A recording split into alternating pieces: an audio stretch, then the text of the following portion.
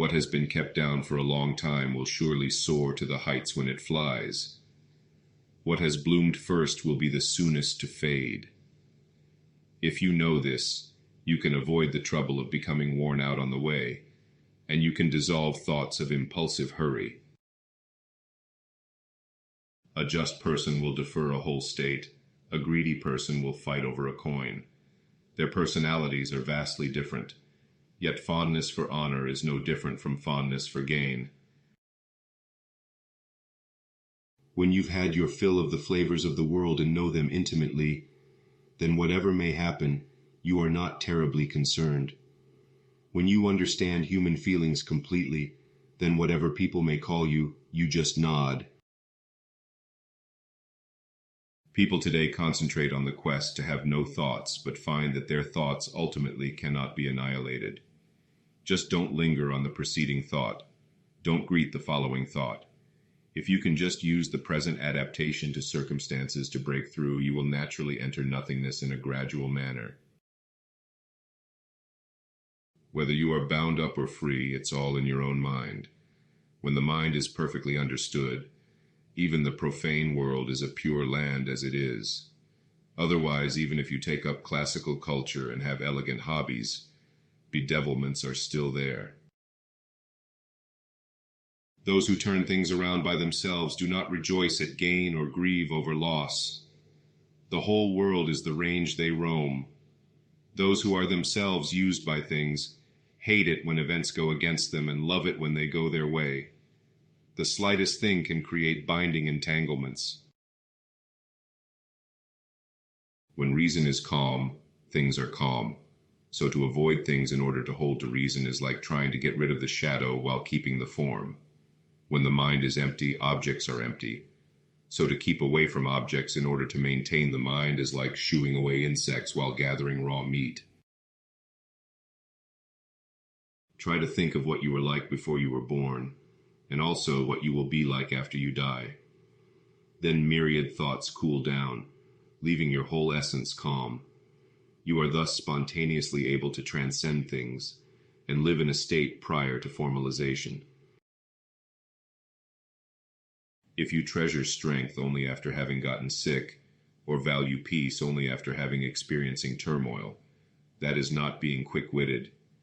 If you run into good fortune but realize already that it can be the basis of calamity, or if in your eagerness for life you realize beforehand that it is the cause of death, that would seem to be a lofty view.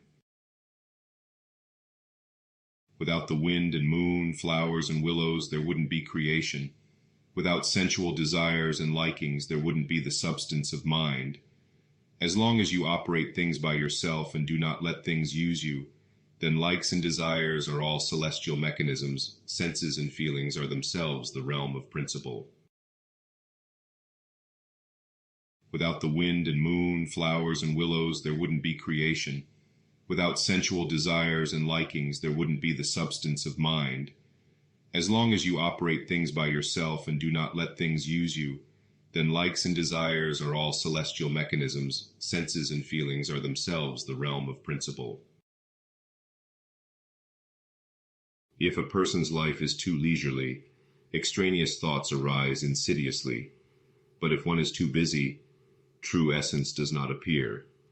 One should not fail to embrace the concerns of body, nor fail to steep themselves in aesthetic delights. When a child is born, the mother is endangered. When money piles up, robbers look in. So what joy is not a worry? When you are poor, you are willing to economize. If you are sick, you are willing to take care of yourself. So what worry is not a joy? Therefore, people of attainment should look upon ups and downs as one and let both joy and sorrow be forgotten. Flowers should be viewed when half open. Wine should be drunk only to subtle intoxication. There is great fun in this. If you view flowers to full bloom and drink to drunkenness, it becomes a bad experience. Those who are living to the fullest should think about this. Wild vegetables are not irrigated by people. Wild animals are not raised by people. Their taste is flavorful and clear. If we can avoid being stained by things of the world, our flavor will also be different. Educated people who live in the mountains and forests are poor because of their high ethical standards, but the delights of freedom are plenty in themselves. Farmers in the fields lead rustic and simple lives, but their natural reality is all there. If you might lose yourself to merchants in the cities, it would be better to fall and die in a ditch with your spirit and character still clean.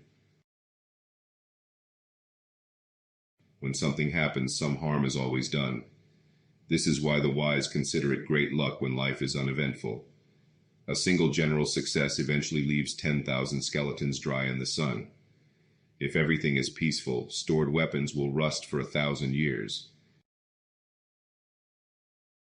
Promiscuous women may become nuns to feign reform, while obsessive men may enter religion due to some stimulus or excitement. This is why these places of purity are a hiding place and hotbeds of the promiscuous and perverted.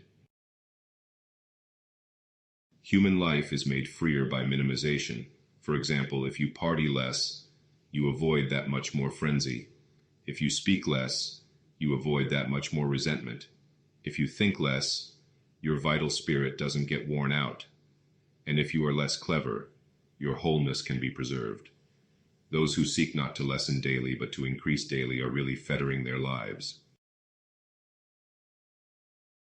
The cold and heat of the climate are easy to avoid, compared with the difficulty of eliminating the fevers and chills of human society.